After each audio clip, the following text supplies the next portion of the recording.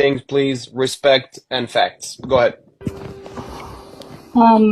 So a couple of facts. I'm American, I'm Jewish, my family lives in Israel. I just lived in Israel for the last 4 months. I got back 2 weeks ago. You dodged the bullet there. Literally. So what I think everyone who's never been to Israel and to Palestine don't really understand. You don't really understand until you go to the territories around the West Bank and around Gaza, and you're close up and you see the wall, and when you see the surveillance, and when you see cameras pointed towards the settlers, just a couple, and then you see thousands of cameras pointed towards the West Bank and to Palestinians, and those cameras are pointed into their homes, like not just the streets, not the public areas, straight into their homes, into their backyards, on their rooftops. I mean, until you see it, and you see that there are, on the checkpoints, there are autonomous weapons loaded and ready to shoot someone based on video footage, and that those autonomous weapons are pointed on one side. Like, I don't think people understand what occupation means. And I don't understand because I haven't lived it. I have only looked at it from a distance.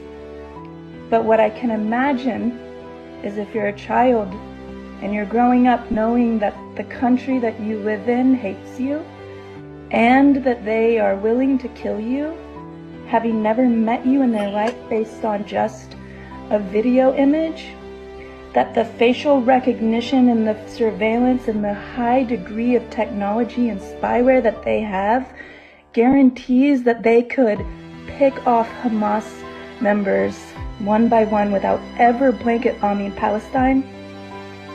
There's no way that this level of intelligence that Israel has doesn't dictate that what they're doing is a massacre and it's genocide, and that the occupation is inhumane, and that it's not based in religion, it's not based in who was there first, and it's not based in a tit for tat.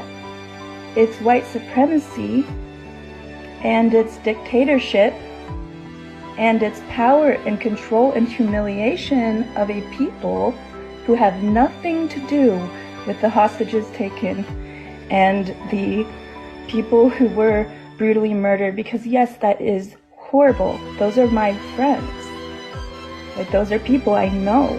Like, I still have a family member who's missing, and we're giving DNA trying to figure out where they are. We don't know if they're dead or alive.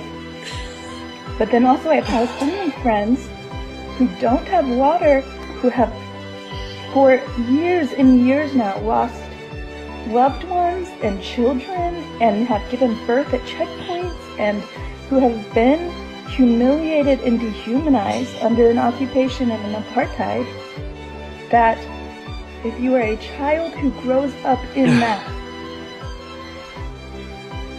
why would you not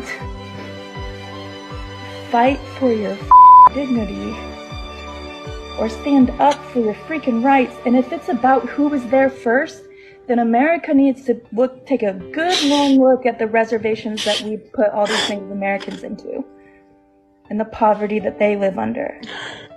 If it's this land belongs to whoever was here first, then we have a big reckoning to do.